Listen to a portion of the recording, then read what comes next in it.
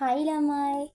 ඉතින් අපි ආර්ථික විද්‍යාවේ ඔයාලා අමාරුයි කියලා හිතනවා. ඒත් අමාරු නැති ලේසිම ගණනක් හදමුද? 2020 MCQ එකක් අපි සාකච්ඡා කරමු. මේක නම් අමාරු එකක් නෙවෙයි. අමාරුයි කිව්වට අමාරු නැති එකක් මේක.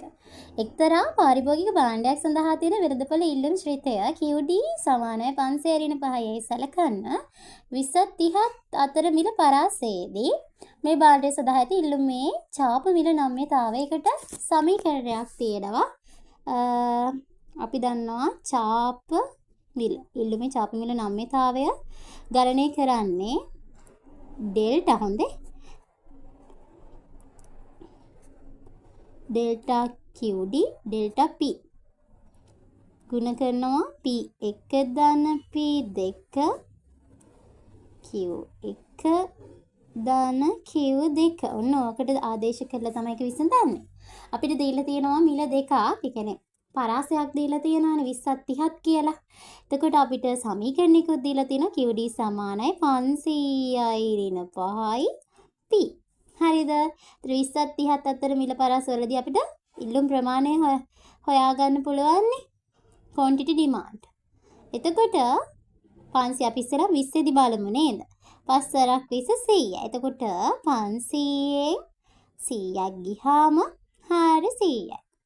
අනිත් එකත් හොයාගමු. 5 වරක් 30. 500න් 150ක් ගියාම කීයද එන්නේ?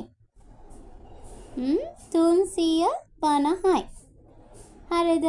එතකොට දැන් අපිට මෙතන දාගන්න පුළුවන් ඒවා දාගමු.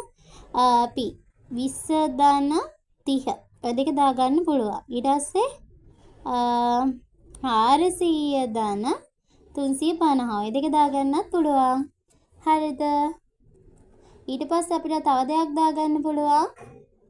පරාස මෙතන 50යි ඍණ 50යි. ඊට පස්සේ අපිට මෙතන ධන 10යි. දැන් හදන්න තමයි තියෙන්නේ. ඍණ 50 දීම 10. මෙතන 20යි 30යි කීයද? 50යි. 750යි.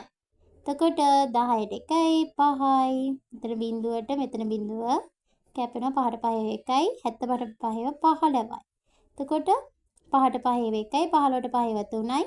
1 බෙදන්න 3ෙන් 1ට 3 බිඳුවයි 10ට 3 3යි. 0.333 ඔහොම ගාණක් තමයි එන්නේ. ඍණ බලන්න එහෙම එකක් තියෙනවද කියලා උත්තරේ 2 බිඳුවයි ඍණ 0.333